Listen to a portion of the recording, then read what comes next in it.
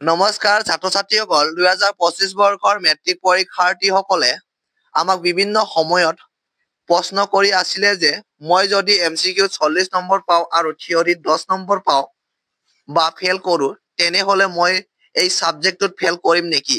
বহুতে বিভিন্ন সময়ত প্ৰশ্ন কৰি আছিলে। গতিকে আজিৰ এই ভিডিঅ'টো পৰীক্ষাৰ আগতে মই তোমালোকক এই নতুন নিয়মটো ডিটেইলছত জনাম আৰু এইটো 100% ৰিয়েল আৰু সত্য কথা।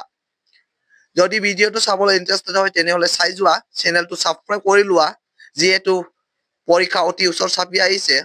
এই চেনেলটোৰ জৰিয়তে তোমালোকে বিভিন্ন ধৰণৰ ইনফৰমেটিভ ভিডিঅ'বোৰ চাবলৈ পাবা। তোমালোকে জানা যে সেবাৰ তৰফৰ পৰা এটা নটিফিকেশ্যন দিয়া হৈছে, য'ত বিভিন্ন ধৰণৰ চেঞ্জেছৰ কথা উল্লেখ কৰা আছে। তাত আছে ছেট হ'ব, ABCD 4টা ছেটৰ কুৱেশ্যন পেপাৰ থাকিব আৰু ইয়াতে তেওঁলোকে উল্লেখ কৰি দিছিল যে MCQ টাইপত ছেপাৰেটলি পাছ কৰিব লাগিব আৰু থিয়ৰী টাইপৰ কুৱেশ্যনত ছেপাৰেটলি পাছ কৰিব লাগিব। এইটো নটিফিকেশ্যনখনতে তেওঁলোকে উল্লেখ কৰি দিছে আৰু বহুতে হয়তো এই কথাটো নাজানা, সেইকাৰণে তেওঁলোকে প্ৰশ্ন কৰি থাকে। আজি মই এই প্ৰশ্নটোৱে উত্তৰ ক্লিয়াৰলি কৰি দিম। এইখিনিতে তোমালোকৰ MCQ প্ৰশ্ন আহিব 45টা।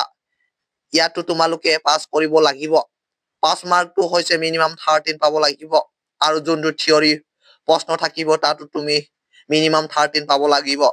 13ৰ তলত পালে যেনে 10, 12 বা 7 পালে তুমি সেই ছাবজেক্টটোত ফেল হৈ যাবা। চাপজ ধৰি লোৱা তুমি মেথছৰ পৰীক্ষা দি আছা, মেথছৰ যিখিনি থিয়ৰী টাইপৰ কুৱেশ্যন থাকিব তাত তুমি যদি 10 পোৱা তেনেহ'লে MCQ 45 পালেও কোনো লাভ নাই, তুমি সেই ছাবজেক্টটোত ফেল হৈ যাবা। সেই ছাবজেক্টটোত গতিকে তুমি দুয়ো যেনে থিয়ৰী আৰু MCQ টাইপৰ দুইটা বিষয়তে তোমালোকে মিনিমাম 13 পালেহে পাছ হৈ যাবা। এইটো আছিল 100% ৰিয়েল আৰু সেবাৰ তৰফৰ পৰা জনোৱা ইনফৰমেশ্যন। ছাত্ৰ ছাত্ৰীসকল আজিৰ ভিডিঅ'টো ইমানতে সমাপ্ত। যদি ভিডিঅ'টো ভাল পালা তেনেহ'লে ভিডিঅ'টো লাইক কৰি দিবা, চেনেলটো ছাবস্ক্ৰাইব কৰি দিবা, ভিডিঅ'টো বন্ধুবৰ্গলৈ শ্বেয়াৰ কৰি দিবা। ভিডিঅ'টো শেষলৈকে চোৱাৰ বাবে ধন্যবাদ।